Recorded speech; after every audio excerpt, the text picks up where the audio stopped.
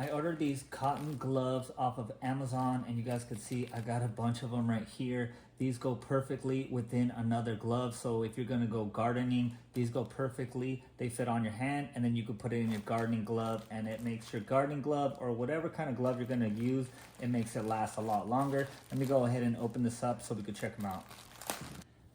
I went ahead and took one out the bag.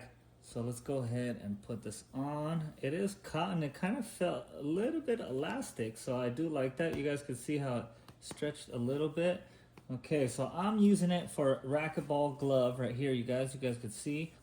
All I do is slide it on like so, and it makes it for a tighter fit. And also when I sweat, it's gonna sweat on this cotton glove, and it's gonna prolong the life of your actual glove.